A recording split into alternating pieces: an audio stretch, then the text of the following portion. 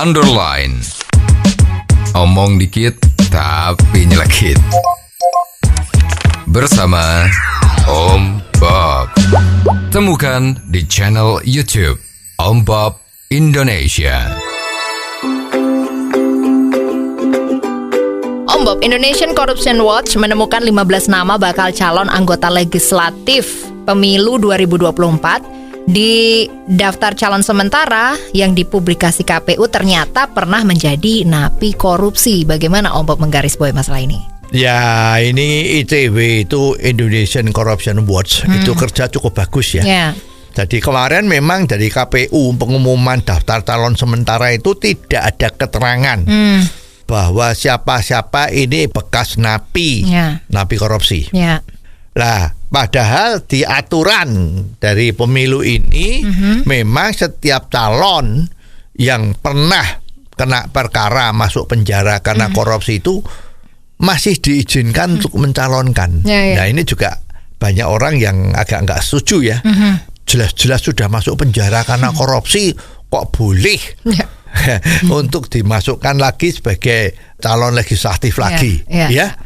Nah, tetapi kelihatannya ada jalan tengah bahwa dengan catatan KPU harus mencantumkan, memberikan informasi orang-orang siapa tadi itu yang ternyata pernah masuk penjara karena kasus korupsi. Nah, kelihatannya ini jalan kompromi ya antara yang menentang sama yang setuju ya. Nah, kalau itu sudah dilakukan karena peraturannya sudah seperti itu, mestinya ya waktu peluncuran daftar calon sementara ini kan harus ada kata-kata itu kan. Betul. Oh, ini bekas napi korupsi, ini bekas gitu kan. Tapi ternyata enggak ada. Nah, ini ada apa? Ya kan, kita beruntung ada ICW. Ya, jadi dia mempublikasikan bahwa ini ada orang itu dulu korupsi. Nah, kita juga happy karena belakangan ini daftar itu sama Bapilu ya atau Bawaslu itu sudah dinaikkan, nggak cuma 17 tapi kalau nggak salah ada 76. Itu sudah jelas bahwa ini adalah bekas napi. Ya, lah itu adalah jalan kompromi ya. Cuman sekarang juga ada pada saat kampanye itu harus mengatakan kalau dirinya dia yang bekas masuk napi penjara tadi itu ya, itu harus mengatakan juga declare supaya orang lain tahu ya, kalau bikin selebaran atau bikin baliho itu harus ada kata-katanya kalau dia adalah bekas masuk penjara karena korupsi. Nah, ini sekarang kita tinggal amati ya, ini betul-betul apa enggak. Sebetulnya aturan ini benar atau tidak Om Bob? Ya, maksudnya aturan napi masih boleh mencalonkan itu kan. Sebetulnya kalau menurut konsep filosofi kita di Indonesia itu kan, kalau mau lihat orang itu kan dilihat dari apa? Bibit, bobot, bebet kan. Iya enggak? Nah, sekarang kalau bibitnya itu koruptor, itu apa patut kita pilih. Dan pemilu pilkada di Indonesia ini kan banyak sekali serangan fajar.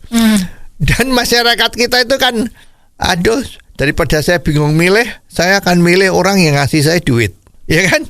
Wani piro, ya kan?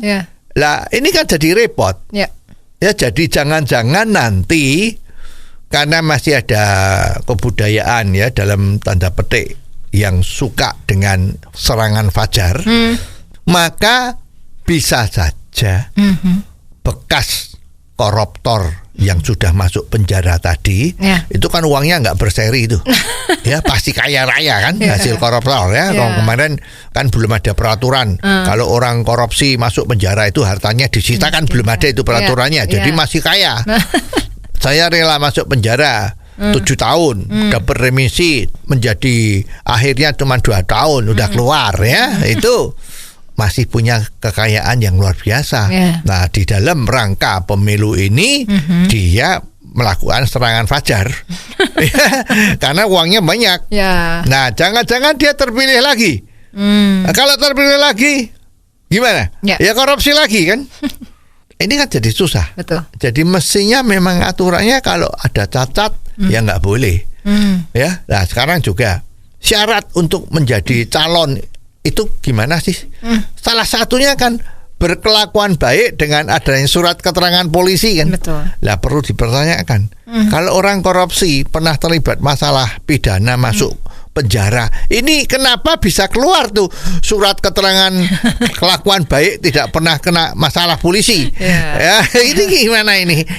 Nah, apakah ada ketentuan khusus dari Bapelu itu ya, bahwa kalau yang daftarnya bekas napi ya udahlah, berarti dia nggak usah pakai surat keterangan tidak pernah kena masalah polisi atau pidana lainnya seperti itu. Ya kita nggak ngerti ya.